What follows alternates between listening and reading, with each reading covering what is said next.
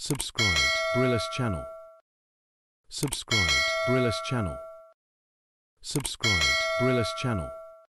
Hi! Subscribe. Welcome back to my channel. Para sa mga Facebook users, especially sa chat messenger po natin na nagkakaproblema ngayon dahil sa end-to-end encrypt.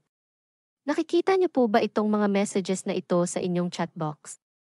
Ito ang end-to-end encrypt na ginawa ni Meta to secure ang ating mga chat messages maging ang ating mga files. And definitely, to avoid scammers to hack our files and chat history, panoorin niyo ito. Ituturo ko sa inyo kung paano ba natin maaalis o ma-remove ang end-to-end encrypt.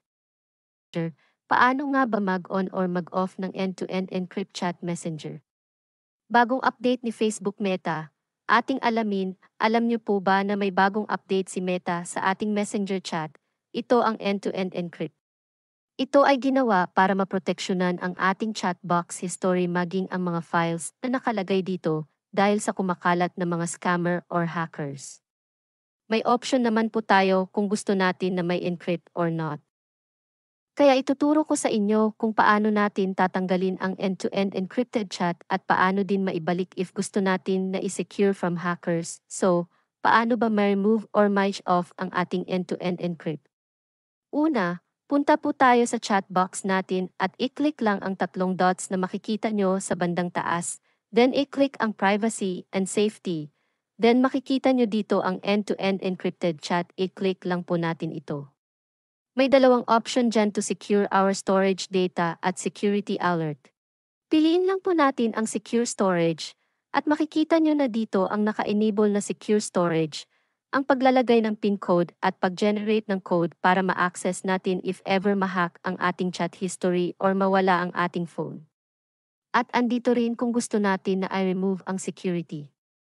So, ang piliin natin is to turn off storage since gusto natin siyang tanggalin. Kapag nag-continue tayo sa pag-remove, ay hindi na mababack up ang ating chat history. If need nyo talaga tanggalin, just click Continue. At kung gusto naman natin i-delete and turn off storage, i-click lang ang Continue.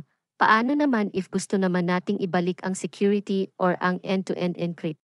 I-click nyo lang ang PIN code para makapag-create po tayo ng sarili nating PIN code. Make sure na kabisado nyo po ito at huwag kalimutan, maglagay po kayo ng 6-digit number then continue lang.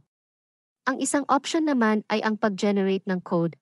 Ito ay 40 alphanumeric code na need natin i-save o isulat if ever we forgot. Medyo mahirap ito dahil sobrang haba ng code but for the security of our chat box pwede natin gawin. That's it.